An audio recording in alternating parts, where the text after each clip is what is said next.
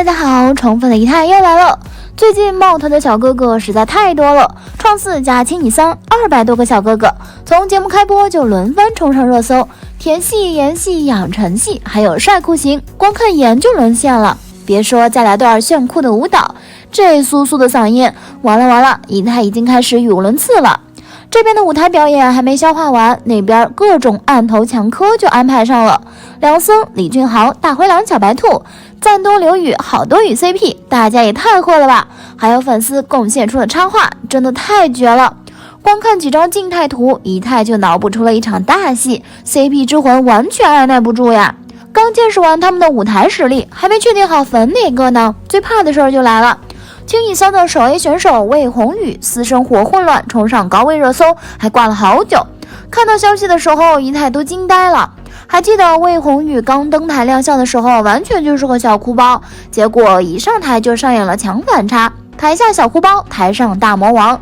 他开口唱歌的时候，惊艳了所有人，连仪态都被戳到了。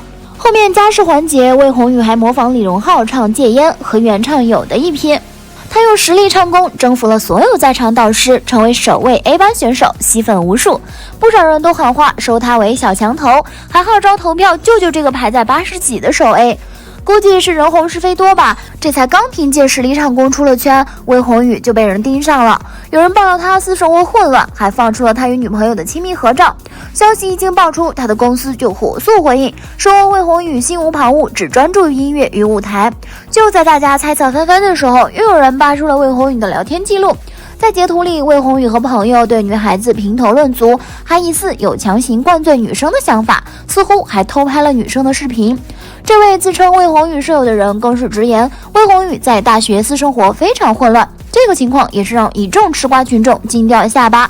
为了证实自己所说属实，他又曝光了一次魏宏宇早起的视频，镜头前的人素颜亮相，看上去非常憔悴，和舞台上清秀帅气的魏宏宇差别很大。但是这位舍友却声称这就是魏宏宇。除了私生活混乱之外，魏宏宇的人品似乎也堪忧。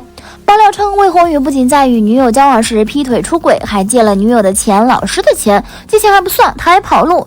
这一连串的爆料下来 ，Oh my god， 翻车来的太快了。为他投票的秀芬们更是心态大爆炸。不过，经历过各种大瓜洗礼的瓜友们，在连着放出几条爆料后，进入了冷静观望期。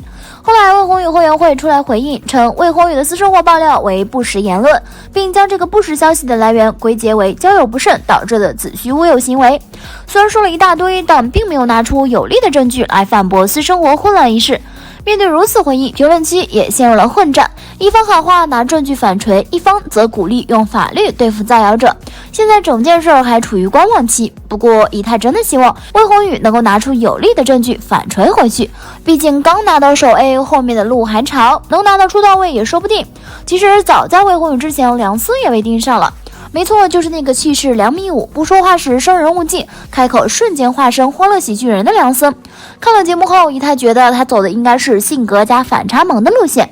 相比魏宏宇，梁森的爆料似乎有点以貌取人，光头造型一出来就秒杀全场，那气势真的绝。他还在节目上和李俊豪上演了大灰狼小白兔的戏码，李俊豪的小嘴巴巴的，但是梁森在旁边连大气儿都不敢喘，那场面真的看一次笑一次，莫名还有点和谐，原谅仪态清奇的脑回路。不过他俩这搭配真的有点好磕呀。这边的热度还没下去，人红是非多又一次被验证。有人爆出梁森是霸凌惯犯，直指其性格暴力，与荧幕上的帅气少年形象相差甚远。糖厂2月中旬放出了一则视频物料，视频里一位练习生对着镜头说：“牛年快乐，恭喜发财，希望不要被霸凌”，引起了不小的讨论。紧接着，有人就将霸凌的可疑人员锁定到了梁森的身上，因为当天他录制物料时表情凶狠，言语不屑，看上去非常暴躁。更巧的事情还在后面，有人扒出梁森曾在2018年就被知情人曝光欺负女助理的恶劣行径。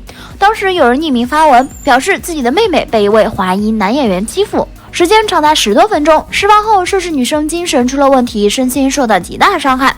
随后，这位男星的身份也被扒出，曾演过《扶摇的云衡》和《全职高手》的孙翔，这不正是梁森吗？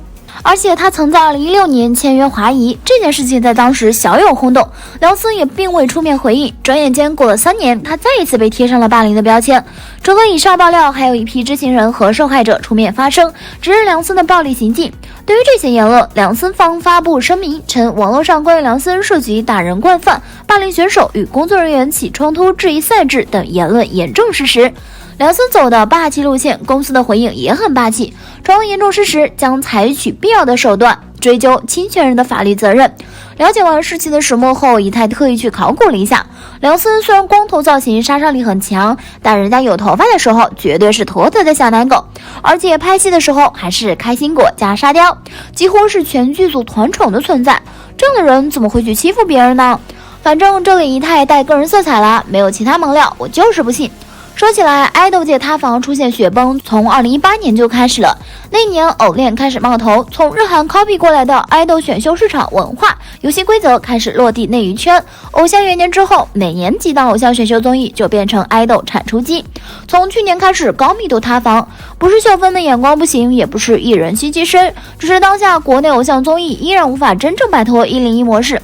而101系列诞生的初衷是小公司为了对抗韩国偶像行业中的资本大头，因为这个系列的出现，给各家小公司练习生混出头提供了可能。不论出身，只要你够努力、够优秀，就有机会出头。但随着整个系列节目的名气越来越大，节目中资本干预的成分也越变越多。所谓的粉丝选择，事实上还是资本在背后暗潮汹涌。移植到国内，偶像选秀就更成为了一场资本造人游戏。对于资本来说，这波人糊了，再选下一波；这个人塌了，选下一个。资本的逻辑是广插秧、多种树、多捞钱，所以一年有300多个哥哥涌出来，当哥哥越多，插秧越多，基数越大，造成塌房子的危险性也越高。这里一太简单统计了一下之前出道的哥哥们。RNC 中队员11人，塌房7人；UNI 中队员9人，塌房3人，而且3位队长都不同程度的中招了。日子久了，偶像失国这套在日复一日塌房的画风里，渐渐不太能站得住脚。粉丝们心好累，真真假假就这样了，选择相信哥哥就好。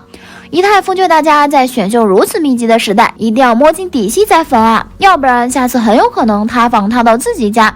最后，祝大家粉的爱豆都有颜有实力，德才兼备，即使塌房也无人伤亡。好啦，今天的视频呢就分享到这里啦。如果喜欢 C 太的视频，就请多多订阅和关注。C 太每天都会更新精彩娱乐资讯哦。